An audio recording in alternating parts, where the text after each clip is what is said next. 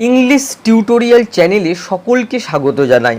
আজকে তোমাদের জন্য বাংলা থেকে ইংরেজি অনুবাদের ৩৮তম পর্ব নিয়ে উপস্থিত হয়েছি।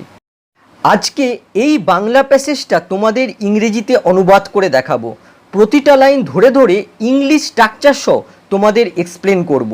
বিগিনার্স থেকে অ্যাডভান্স শিক্ষার্থী সকলের জন্য আজকের ক্লাসটা গুরুত্বপূর্ণ, তাই আশা করব ক্লাসটা শেষ পর্যন্ত তোমরা আমার সাথে থাকবে। প্যাসেজের প্রথম লাইনটা দেখো, শিশুর অধিকার রক্ষা করা হলো জাতির কর্তব্য। এই বাক্যটা স্ট্রাকচার লক্ষ্য করো, শিশুর অধিকার রক্ষা করা এই অংশটুকু হচ্ছে সাবজেক্ট, হলো হচ্ছে ভার্ব, আর জাতির কর্তব্য হচ্ছে কমপ্লিমেন্ট। ইংরেজি স্ট্রাকচার অনুযায়ী এই বাক্যটা রয়েছে, সুতরাং কোনো রকম চেঞ্জ করার দরকার নেই। প্রথমে আমরা সাবজেক্টটা অনুবাদ করব, তারপরে ভার্ব অনুবাদ করব, তারপরে কমপ্লিমেন্ট অনুবাদ করব। এবারে সাবজেক্টটা দেখো, শিশুর অধিকার রক্ষা করা। সাবজেক্টটা দেখো চারটে শব্দ নিয়ে গঠিত। মনে রাখবে, সাবজেক্ট, অবজেক্ট, কমপ্লিমেন্ট যদি কতগুলো শব্দ নিয়ে গঠিত হয় তাহলে সবসময় শেষ থেকে প্রথমে অনুবাদ করতে হয়। এখানে আমরা শেষ থেকে প্রথমে অনুবাদ করব। প্রথমে আমরা অনুবাদ করব রক্ষা করা, তারপরে অনুবাদ করব অধিকার, তারপরে অনুবাদ করব শিশুর। তাহলে দেখো রক্ষা করা, দেখো শেষে আ সাউন্ড আসছে, করা। মনে রাখবে, কোনো ভার্বের শেষে যদি আ সাউন্ড আসে তাহলে সাধারণভাবে সেখানে আমরা জিরান্ড ইউজ করি, তাহলে এখানেও আমরা জিরান্ড ইউজ করব। তাহলে দেখো রক্ষা করা, রক্ষা করা ইংরেজি হয় প্রোটেক্ট, এখানে হয়ে যাবে প্রোটেক্টিং। তাহলে দেখো প্রোটেক্টিং, রক্ষা করা, কি রক্ষা করা? অধিকার, দ্য রাইটস। আচ্ছা, কিসের অধিকার? শিশু, তাহলে কি হবে? Of children. তাহলে দেখো শিশুর অধিকার রক্ষা করা কি হলো? Protecting the rights of children. Subject অনুবাদ হয়ে গেল, তারপরে দেখো ভার্ব রয়েছে হলো, ইস বসানো হলো, তারপরে দেখো রয়েছে কমপ্লিমেন্ট, জাতির কর্তব্য। কমপ্লিমেন্টটাও দেখো দুটো শব্দ নিয়ে গঠিত, আমরা শেষ থেকে অনুবাদ করব। শেষে রয়েছে কর্তব্য, কি হবে? The duty. তারপরে দেখো রয়েছে জাতির, দেখো র রয়েছে শেষে, তার জন্য এসে গেল অফ দ্য নেশন। তাহলে বাক্যটা কি হলো? Protecting the rights of children is the duty of the nation. এখানে দেখো, এখানে আমরা জিরান্ড ইউজ করেছি প্রোটেক্টিং, এই জিরান্ডের জায়গায় তোমরা ইনফিনিটিভ ইউজ করতে পারো, তাহলে হয়ে যাবে to protect the rights of children is the duty of the nation. দ্বিতীয় বাক্য দেখো, আজ যারা শিশু তারাই আগামী দিনে আমাদের ভবিষ্যৎ সুরক্ষিত করবে। এই বাক্যে সাবজেক্ট দেখো আজ যারা শিশু। যদি তোমাদের সাবজেক্ট আইডেন্টিফাই করতে অসুবিধা হয় তাহলে ভার্বকে প্রশ্ন করবে। এই বাক্যে ভার্ব দেখো সুরক্ষিত করবে। যদি আমরা ভার্বকে প্রশ্ন করি কে সুরক্ষিত করবে, তাহলে দেখো তার উত্তর হবে আজ যারা শিশু। তাহলে দেখো এই অংশটুকু হচ্ছে সাবজেক্ট, এর অনুবাদ কি হবে? Today's children. তাহলে দেখো সাবজেক্ট অনুবাদ হয়ে গেল, এরপর আমাদের ভার্ব বসাতে হবে। এখানে ভার্ব দেখো সুরক্ষিত করবে, দেখো ফিউচার ইনডেফিনিট টেন্সে রয়েছে, তাহলে কি হবে? Will secure. সিকিওর মানে হচ্ছে সুরক্ষিত করা, উইল সিকিওর, সুরক্ষিত করবে। যদি আমরা ভার্বকে প্রশ্ন করি কি সুরক্ষিত করবে, তাহলে দেখো তার উত্তর হবে আমাদের ভবিষ্যৎ, কি হবে? Our future. তাহলে দেখো আওয়ার ফিউচার হচ্ছে এই সিকিওর ভার্বের অবজেক্ট। ভার্বকে কি দিয়ে প্রশ্ন করে পাচ্ছি। আবার যদি আমরা ভার্বকে প্রশ্ন করি যে কখন শিশুরা আমাদের ভবিষ্যৎ সুরক্ষিত করবে, তাহলে দেখো তার উত্তর হবে আগামী দিনে, তাহলে কি হবে? টুমরো। তাহলে বাক্যটা কি হলো? Today's children will secure our future tomorrow. এখানে দেখো একটা শব্দ আমরা অনুবাদ করিনি, সেটা হচ্ছে তারাই। মনে রাখবে, ইংরেজিতে যারা থাকলে আর তারাই লেখার প্রয়োজন হয় না। এই বাক্যটাকে তোমরা আরেকভাবে লিখতে পারো, দেখো those who are children today will secure our future tomorrow, এইভাবেও লিখতে পারো। পরের বাক্য দেখো, কিন্তু দুর্ভাগ্যের বিষয় তাদের অধিকাংশই এখন শোষিত হচ্ছে এবং তাদের মৌলিক অধিকার থেকে বঞ্চিত হচ্ছে। বাক্যের শুরুতে দুটো জিনিস লক্ষ্য করো, একটা হচ্ছে কিন্তু আর একটা হচ্ছে দুর্ভাগ্যের বিষয়। কিন্তু হচ্ছে কনজাংশন আর দুর্ভাগ্যের বিষয় হচ্ছে অ্যাডভার্ব। এই দুটো প্রথমেই আমাদের বসিয়ে দিতে হবে। তাহলে দেখো কিন্তু বাট বসে গেল আর দুর্ভাগ্যের বিষয় আনফরচুনেটলি বসে গেল। এবার বাকি অংশটা দেখো, তাদের অধিকাংশই এখন শোষিত হচ্ছে এবং তাদের মৌলিক অধিকার থেকে বঞ্চিত হচ্ছে। এখানে দেখো দুটো বাক্যকে এবং কনজাংশন দিয়ে যুক্ত করা হয়েছে। প্রথমে আমরা প্রথম বাক্যটা অনুবাদ করব। এখানে দেখো রয়েছে তাদের অধিকাংশই এখন শোষিত হচ্ছে। এই অংশটুকুর মধ্যে সাবজেক্ট হচ্ছে তাদের অধিকাংশই, কি হবে মোস্ট অফ দেম, সাবজেক্ট অনুবাদ হয়ে গেল। এরপর আমাদের ভার্ব বসাতে হবে। এখানে ভার্ব দেখো শোষিত হচ্ছে, তারা কাউকে শোষণ করছে না, তারা নিজেরাই শোষিত হচ্ছে। এখানে প্যাসিভ ইউজ করতে হবে, প্রেজেন্ট কন্টিনিউয়াসের প্যাসিভ ইউজ করতে হবে। তাহলে কি হবে আর বিং এক্সপ্লয়েটেড, দেখো প্রেজেন্ট কন্টিনিউয়াসের প্যাসিভ ইউজ করেছি। আচ্ছা কখন শোষিত হচ্ছে, এখানে দেখো রয়েছে এখন, এটা হচ্ছে অ্যাডভার্ব, যেহেতু ভার্বকে মডিফাই করছে তার জন্য ভার্বের আগে বসাতে হবে। তাহলে কি হবে, এই দেখো নাওটা ভার্বের আগে বসানো হয়েছে, আর নাও বিং এক্সপ্লয়েটেড। তাহলে দেখো প্রথম বাক্যটা অনুবাদ হয়ে গেল, তারপরে কনজাংশন রয়েছে এবং অ্যান্ড বসানো হলো। তারপরে বাকি অংশটা দেখো, তাদের মৌলিক অধিকার থেকে বঞ্চিত হচ্ছে। আচ্ছা কে বঞ্চিত হচ্ছে, এখানে দেখো সাবজেক্টটা প্রথমেই রয়েছে, তার জন্য এখানে আর মেনশন করেনি, এখানে আমরা ভার্ব থেকে শুরু করব। তাহলে দেখো বঞ্চিত হচ্ছে, তারা কাউকে বঞ্চিত করছে না, তারা নিজেরাই বঞ্চিত হচ্ছে। এই জায়গায় আমাদের প্রেজেন্ট কন্টিনিউয়াসের প্যাসিভ ইউজ করতে হবে। তাহলে কি হবে ডিপ্রাইভ, এখানে দেখো তার আগে আর বিং রয়েছে, তার জন্য আর এখানে আর বিং লেখা হয়নি, শুধু লেখা হয়েছে ডিপ্রাইভ, বঞ্চিত হচ্ছে। আচ্ছা কি থেকে বঞ্চিত হচ্ছে, এখানে দেখো রয়েছে তাদের মৌলিক অধিকার থেকে, কি হবে অফ দেয়ার বেসিক রাইটস। এখানে একটা জিনিস লক্ষ্য করো, এখানে থেকে অর্থে কিন্তু এখানে ফর্ম বসানো যাবে না, এই জায়গায় তোমাদের অফই বসাতে হবে, যেহেতু ডিপ্রাইভের সঙ্গে অ্যাপ্রোপ্রিয়েট প্রিপোজিশন অফ বসে। তাহলে বাক্যটা কি হলো, but unfortunately most of them are now being exploited and deprived of their basic rights.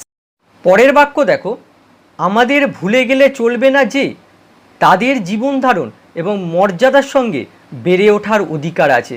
প্রথমে আমরা কমার আগের অংশটুকু অনুবাদ করব। এখানে দেখো রয়েছে আমাদের ভুলে গেলে চলবে না যে, এই অংশটুকুকে আমরা অনুবাদ করতে পারি যে আমাদের অবশ্যই ভোলা উচিত নয় যে। তাহলে কি হবে we must not forget that, এই মাস্টের জায়গায় তোমরা শুডও ইউজ করতে পারো।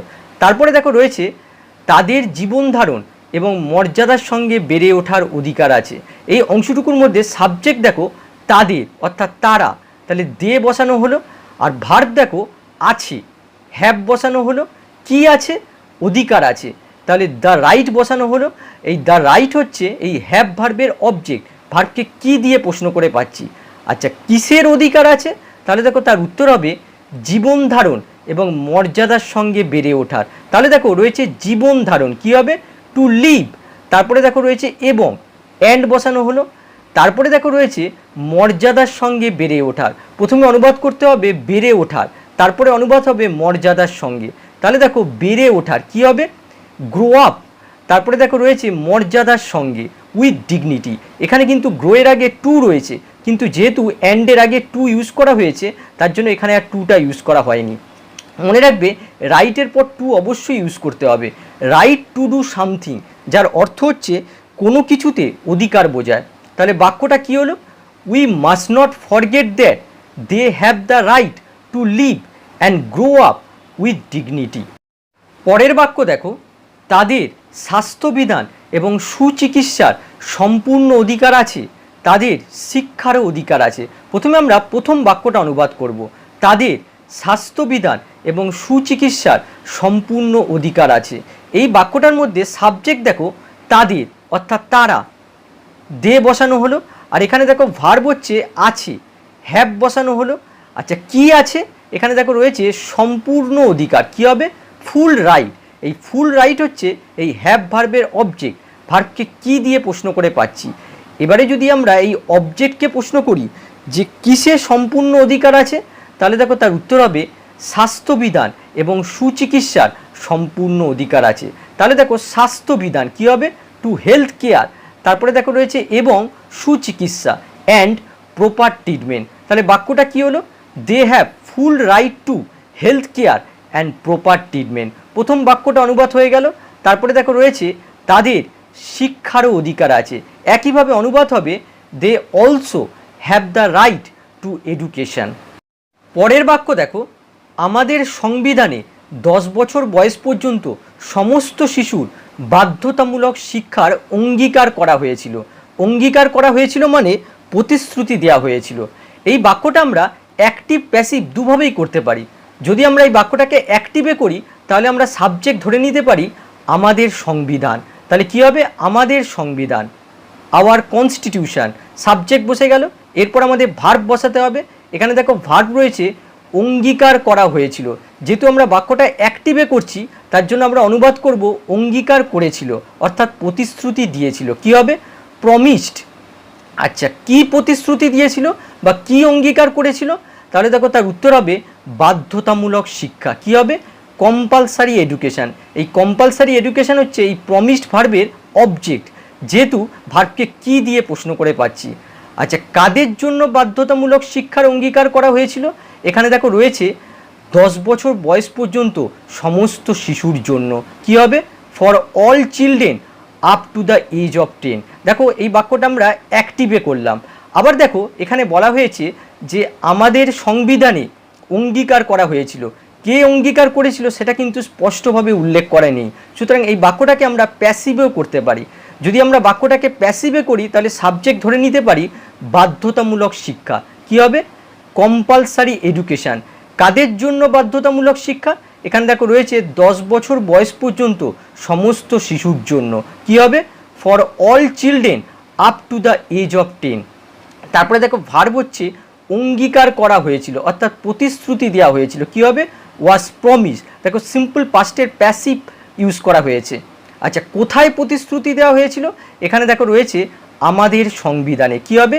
In our constitution. তাহলে দেখো বাক্যটাকে আমরা অ্যাক্টিভ প্যাসিভ দুভাবেই করতে পারি।